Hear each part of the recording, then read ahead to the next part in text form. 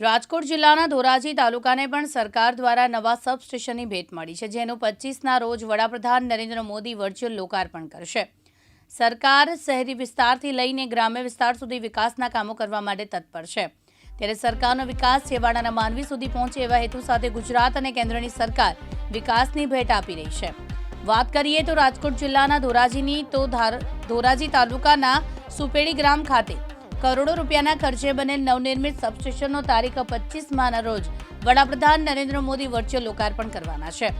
જેટકો દ્વારા બનાવવામાં આવેલ 132 કેવીના નવનિર્મિત બસ સ્ટેશનનું ધોરાજી તાલુકા ભાજપ પ્રમુખ મયુર સિંગાડાએ નિરીક્ષણ કર્યું અને અધિકારીઓ સાથે વાતચીત પણ કરી અને માહિતી મેળવી। આ તકે મયુરભાઈ સિંગાડાએ જણાવ્યું કે ગ્રામ્ય વિસ્તારોની અંદર વીજળીની સમસ્યા હતી, ખેડૂતો અને લોકોને ઉદ્યોગકારોને સમયસર વીજળી ન મળતા હાલાકી થતી હતી, ત્યારે સરકાર દ્વારા 132 કેવીના નવા સબસ્ટેશનનું નિર્માણ થયું છે, જેના કારણે 10થી વધુ ગામોને વીજળીનો લો વોલ્ટેજ પ્રશ્ન હતો તે હલ થયો છે।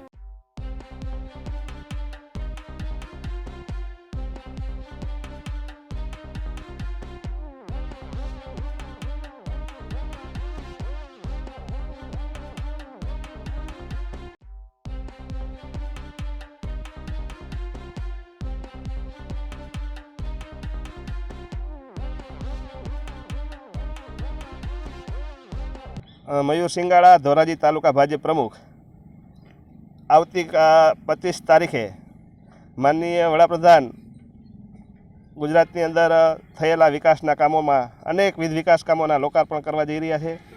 તેમાંનું મારું આ ધોરાજી તાલુકાનું સુપેડી ગામ, જ્યાં 66 કેવી વીજ સબસ્ટેશન હતું, જેને 132 કેવી વીજ સબસ્ટેશન કરી નાના મોટા ઉદ્યોગો, જ્યોતિગ્રામમાં તમામ આવતા ગ્રામ્ય અને ખેતીવાડી કનેક્શનો જે ધરાવતા હતા એ લોકોને 132 કેવીમાં ફ્રીક્વન્સી ઘટતી હતી અને વોલ્ટેજ ઓછા આવતા હતા।